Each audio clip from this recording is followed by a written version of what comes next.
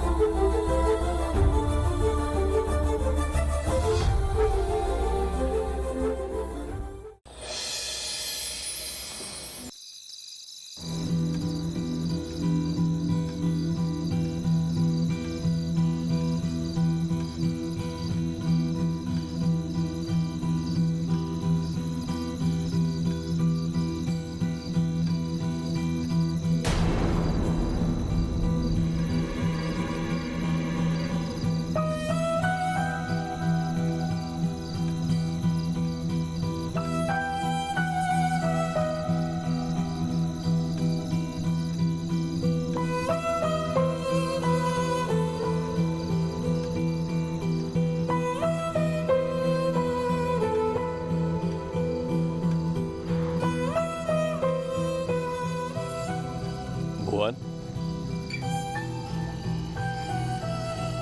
ಯಾಕೆ ಇಷ್ಟೊತ್ತಿನಲ್ಲಿ ಹೀಗೆ ಓಡಾಡ್ತಾ ಇದೆಯಾ? ನಿದ್ದೆ ಬರಲಿಲ್ವಾ?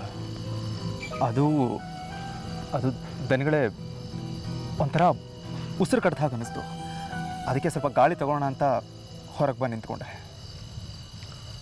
ಉಸಿರು ಕಡ್ದಾಗಿದ್ದು ಮೈಗೋ ಮನಸ್ಸಿಗೋ? ಮನಸ್ಸಿಗೆ ದನಗಳೇ. ನೀನು ತಿಳ್ಕೊಂಡಿರೋನು. ನಾನು ಹೆಚ್ಚಿಗೆ ಹೇಳಬೇಕಾಗಿಲ್ಲ ನಿನಗೆ. ಸಂಸಾರ ಅಂದಮೇಲೆ ಒಂದು ಮಾತು ಬರುತ್ತೆ, ಒಂದು ಮಾತು ಹೋಗುತ್ತೆ. ಗಂಡಸಾದ ನೀನು ಅದನ್ನೆಲ್ಲ ನಿಭಾಯಿಸ್ಕೊಂಡು ಹೋಗಬೇಕು. ಅದನ್ನು ಬಿಟ್ಟು ಹೀಗೆ ಒಬ್ಬನೇ ಬಂದು ನಿಂತ್ಬಿಟ್ರೆ ಕೊನೆಗೆ ಜೀವನದಲ್ಲೂ ಒಬ್ಬಂಟಿಯಾಗಿ ನಿಲ್ಲಬೇಕಾಗುತ್ತೆ. ನನ್ನ ಹಾಗೆ. ನಿಮ್ಮ ಥರ ಅಂದರೆ? ಅದು ಏನಿಲ್ಲ. ಏನಾಯಿತು? ಹೆಂಡತಿ ಜೊತೆ ಜಗಳನ?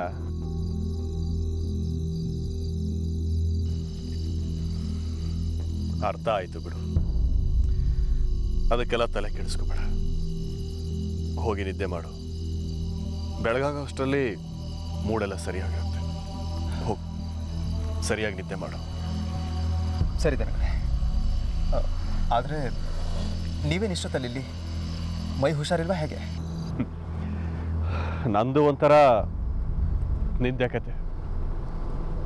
ಮೈ ಹುಷಾರಾಗಿದೆ, ಮನಸ್ಸು ಸರಿ ಇಲ್ಲ. ಅಂಥದ್ದೇನಾಯ್ತು ದನಗಳೇ? ಮಗನ ನೆನಪಾಯ್ತಾ? ಅವನನ್ನು ಮರ್ತಿರೋ ದಿನ ಯಾವುದಿದೆ ಹೇಳು?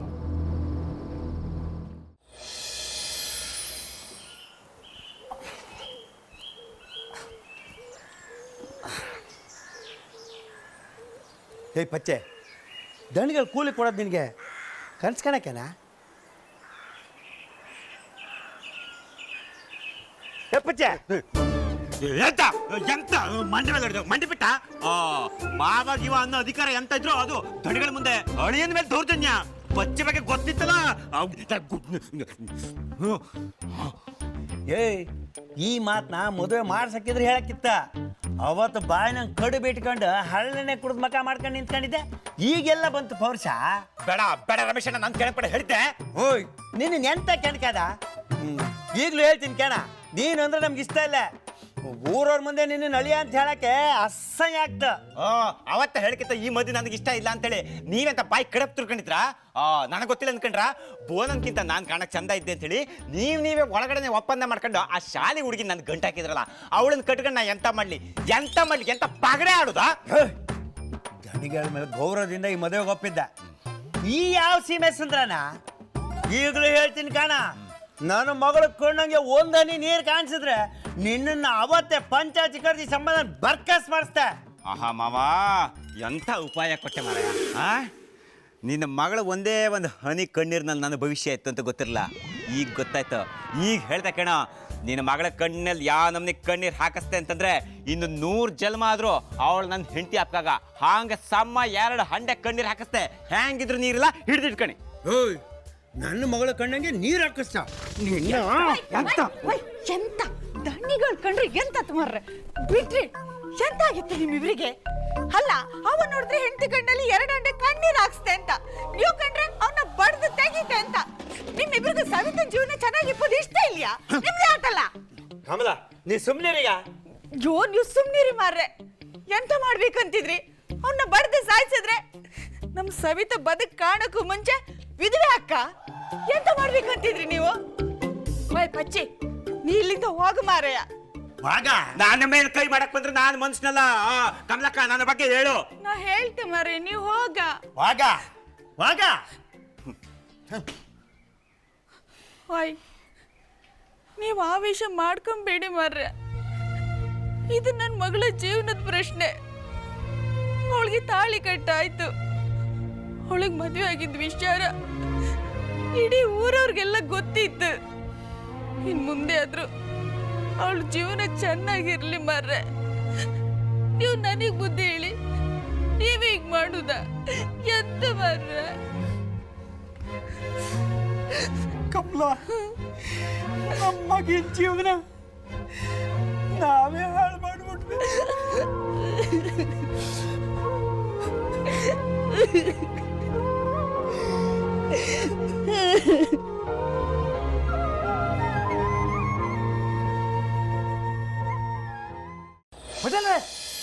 ಹೊಡೆಲ್ರೆ ಏ ಎಡ್ಡೋ, ಯಾಕಿಗೆ ಉಸಿರು ಕಟ್ಕೊಂಡು ಓಡ್ ಬರ್ತಾ ಇದ್ಯಾ? ಏನಾಯ್ತು ಹೇಳು. ಏನ್ ಆಪದಲ್ಲ, ಏನಾಯಿಲ್ಲ ಅಂತ ಕೇಳಿ. ಸುತ್ತಿ ಬಳಸಿ ಮಾತಾಡೋ ಬದಲು ಸರಿಯಾಗಿ ಬಾಯ್ಬಿಟ್ಟು ಏನ್ ಕತೆ ಅಂತ ಹೇಳು. ಕತೆ ಅಲ್ಲ, ಪಾಠ. ಏನ್ ಪಾಠ? ಏನಾಯ್ತು ಈಗ? ಅಲ್ಲ, ನಾನು ದೇವ್ದ ಕತೆ ಹೇಳ್ರು ಯಾರು ನಂಬಲ್ಲ, ನಾನು ಏನ್ ಹೇಳ್ರು ಯಾರು ನಂಬುದಿಲ್ಲ. ಅದಕ್ಕೆ ಇವತ್ತು ನಿಮ್ಮನ್ನೆಲ್ಲ ನಂಬಿಸ್ಕೆ ಅಂತ ಹೇಳಿ ನಾನು ಇವನು ಒಟ್ಟಿ ಕಣ್ಕೊ ಬಂತು. ಕೇಳಿ, ನಿಮ್ಮ ಮನು ಶೆಟ್ಟಿನ ಕೇಳಿ ಕೇಳಿ. ಶ್ರದ್ಧಾ ಮೇಡಮ್ ಮನೆಯಲ್ಲೇ ಪಾಠ ಶುರು ಮಾಡ್ಕೊಂಡಿರ್ ಪಟೇಲ್ರೆ.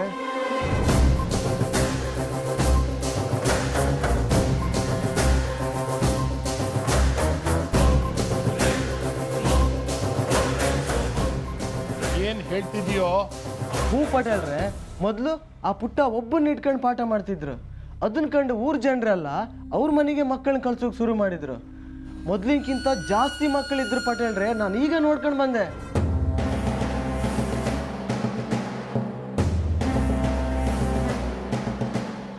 ನಾನ್ ಹೇಳಿದ ಮಾತನ್ನ ನನ್ಗೆ ತಿರುಗಿಸಿ ಚುಚ್ಚಿದ್ಲು ಆ ಶ್ರದ್ಧಾ. ಎಷ್ಟು ಧೈರ್ಯ ಇರ್ಬೇಕು ಅವಳಿಗೆ. ಅವಳ ಮನೇಲಿ ಶಾಲೆನಾದ್ರೂ ಮಾಡ್ಲಿ, ಕ್ಲಬ್ ಆದ್ರೂ ಮಾಡ್ಲಿ, ನಮ್ಗೇನಾಗ್ಬೇಕು? ನನಗ್ ಬೇಕಾಗಿರೋದು ಡ್ಯಾಡಿ ಸಾವಿಗೆ ಕಾರಣ ಆದವರು ಅಷ್ಟೇ. ಇವೆಲ್ಲ ನಿನ್ಗೆ ಅರ್ಥ ಆಗಲ್ಲಮ್ಮ. ಇದು ನಮ್ಮನ್ನು ಕೆರಳಿಸ್ಬೇಕು ಅಂತಾನೆ ಮಾಡ್ತಾ ಇರೋದು. ನಮ್ಮ ರಾಜೇಂದ್ರನ್ನು ಕೆರಳಿಸಿ ಮುಗಿಸಾಕಿದ್ರು. ಶ್ರದ್ಧಾ, ಈ ಆಟ ನಮ್ಮ ಹತ್ರ ನಡೆಯೋದಿಲ್ಲಮ್ಮ. ಇವತ್ತು 2ರಲ್ಲಿ 1 ಆಗ್ಲೇಬೇಕು. ಬಂದೇ ಇರು. ಗಜೇಂದ್ರ, ದುಡುಕ್ಬಿಡ. ಈಗ ಅವಳ ಆಟ. ನಮ್ಮ ಸರ್ದಿ ಬರೋ ತನಕ ಸ್ವಲ್ಪ ತಾಳ್ಮೆ ತಗೋ. ಈಗೇನಾದ್ರೂ ನೀನು ಅವಳನ್ನ ಮುಟ್ಟಕ್ಕೆ ಹೋದ್ರೆ ಊರ್ನವ್ರೆಲ್ಲ ಸೇರಿ ನಮ್ಮ ಮನೆ ಸುಟ್ಟು ಹಾಕ್ತಾರೆ. ಈಗಾಗಲೇ ನಾವು ಹಳ್ಳಿ ಜನರ ಕಣ್ಣಲ್ಲಿ ಸಣ್ಣವರಾಗ್ಬಿಟ್ಟಿದ್ದೀವಿ. ಇದು ಮಾಮೂಲಿ ಅಕ್ಕಿ ಮೂಟೆ ವಿಷಯ ಅಲ್ಲ, ಇದು ವಿದ್ಯೆ ಕಲಿಸೋ ಶಾಲೆ ವಿಚಾರ. ಹುಷಾರಾಗಿರ್ಬೇಕು. ಹೌದು ದೊಡ್ಡಪ್ಪ, ಅವ್ರ ವಿಷಯ ನನಗ್ ಬಿಡಿ. ನೀವಿಂತ ಚಿಲ್ಲರೆ ಕೆಲಸಕ್ಕೆಲ್ಲ ಕೈ ಹಾಕ್ಬೇಡಿ.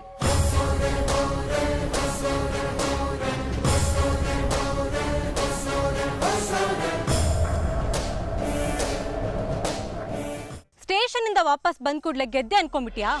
ನಿಮ್ಮಪ್ಪನ ಸಾವುಗೂ ನನಗೂ ಯಾವ ಸಂಬಂಧನೂ ಇಲ್ಲ. ಇಷ್ಟೆಲ್ಲ ಮಾಡಿರೋ ನೀನೇ ನನ್ ಡ್ಯಾಡಿಗ್ ಸಾವಿಗೆ ಕಾರಣ ಅಂತ ಚಿಕ್ಕ ಮಗು ಬೇಕಾದ್ರೂ ಹೇಳುತ್ತೆ. ಆದ್ರೆ ನೀನ್ ವಾಪಸ್ ಬಂದು ಮತ್ತೆ ನಿನ್ ಸಾವಿನ ಗುಂಡಿನ ತೋಡ್ಕೋತಾ ಇದೀಯ ಭುವನ್. ನೀನ್ ಕೊನೆ ದಿನ ಎಣ್ಸೋಕ್ ಶುರು ಮಾಡು.